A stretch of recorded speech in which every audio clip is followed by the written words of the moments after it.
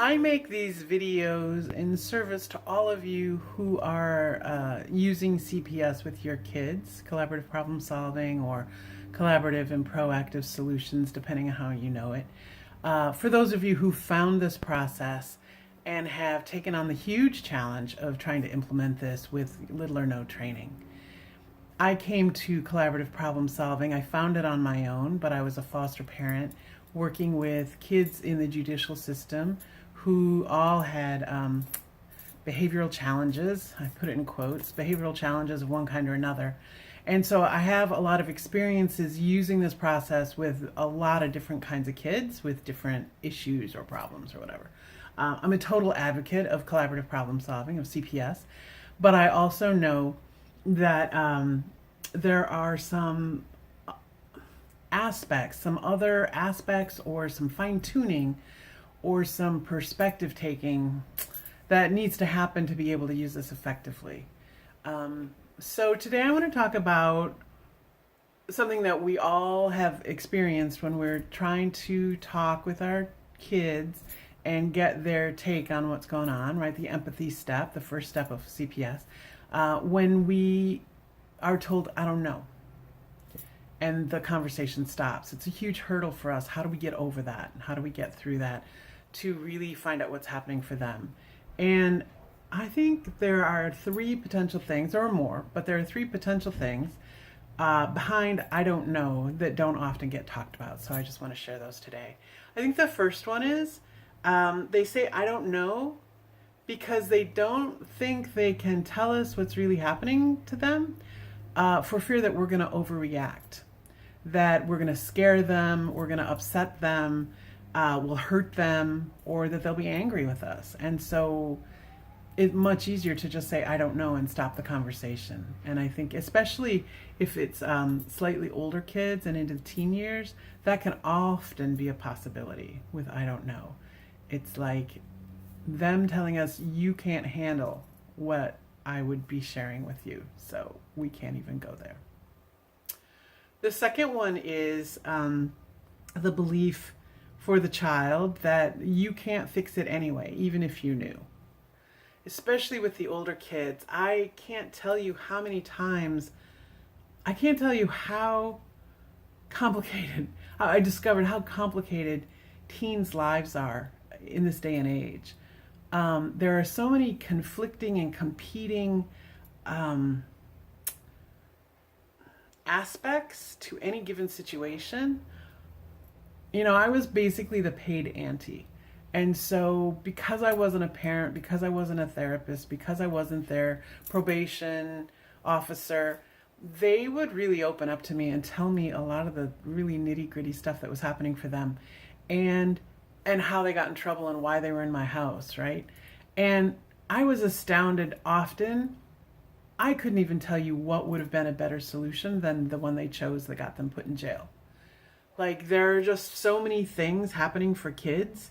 You know, if they tell an adult in their life and to try and fix something, it puts them at odds with their peer group. And if they're at odds with their peer group, especially in this with bullying and stuff and online, you know, harassment, their entire survival in a community, at school, whatever, is in jeopardy. You know, if they are withholding information about a friend of theirs who's maybe done something wrong, or if they get accused of it but they can't tell that it was this other person because of what would happen. I mean, it's complicated. And so I don't know can often mean it's an impossible situation. You can't fix it anyway, even if I told you, so I'm just not even going to go there. And that's challenging. Like, how do we really actually deal with that one? The third one is pretty important. The third one is I don't feel safe. It doesn't feel safe for me to open up to you. Like, we don't have that kind of relationship. And especially, again, for like adolescents and teens, you know, they have history with you, right? They have, they can know your patterns as well as you know theirs. And especially if you're brand new to collaborative problem solving, you're brand new to a different way of interacting with them and a different way of working through complicated situations with them, they may not trust you yet that how you respond to them or how you hear them is going to be any different from how you have in the past.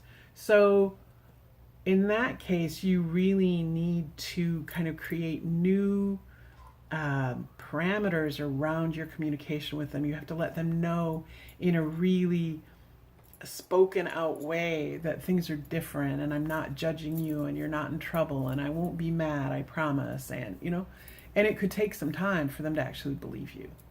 So depending on what your relationship has been in the past, how you've reacted to things they've told you in the past, I don't know, could mean this doesn't feel safe to me.